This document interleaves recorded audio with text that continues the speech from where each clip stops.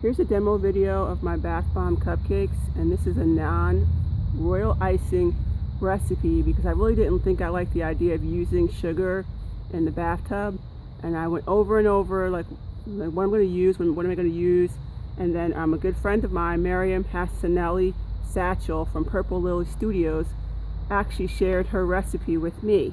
She was very, very kind and generous, and I thank her because it saved me some time and a headache of having the thought of sugar in the tub. And as you can see, these are this is a bath bomb base on the bottom, and on the top of course is the frosting. So for the demo, I'm probably just going to use some little leftover frosting that I had of both. And some quick tips that I have for the recipe is to have extra melted cocoa butter on hand, because what I do is I keep extra just in case it isn't the batter isn't pipeable enough.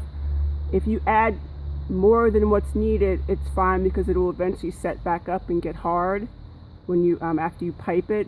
So having not enough cocoa butter will be a problem trying to pipe, but having too much is okay because you can still wait for it to set back up to get hard. Let me see what else. So let's go ahead and do the demo with the entire thing is going to melt and fizz.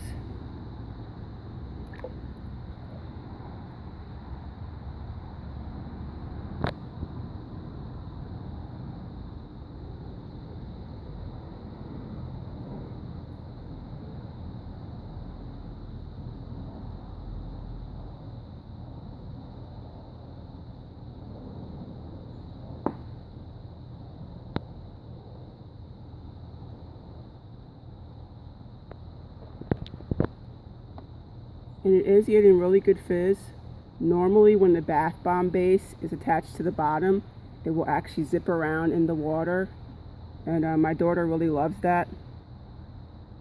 The last time I made, well, the first time I actually made this recipe using Mariam's recipe for the frosting, and I did a demo video for it, my daughter totally photobombed me and she was my assistant. But this is, as you can see, it's fizzing away. Still got a ways to go. And what I like is that the whole thing dissolves. People really like it a lot. And people usually buy more than one at a time, and they really rave about it looking like a cupcake. I'm working on my piping skills also, but for the most part I'm really happy with Mariam's recipe. I will share it in the comment section or just list it somewhere for people to try. Just remember the tips. I actually did not use a mixer. I usually just mix it with my hands. You know, I put on some gloves and I really get in there and mix it up really good, and then I dump it in the piping bag, and then as soon as I think it's set up and ready to pipe, you pipe it. But if it's dripping when you go to pipe, it's not ready. You want it to be not too dry where it will not pipe through the bag, but just enough where it will hold its shape and dry. And these suckers, they dry pretty fast. This thing is pretty hard. They dry really fast. So after like a half a day or a full day, they're fully dry, depending on how much cocoa butter you used initially. And we're still getting some really good fizz.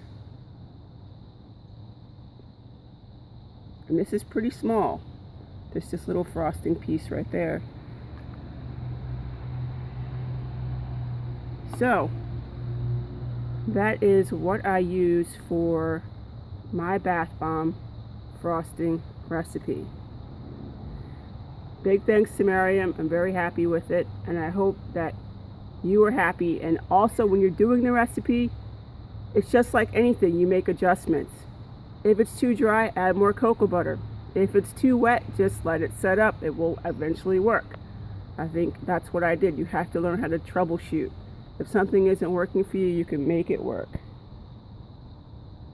All right. Bye for now.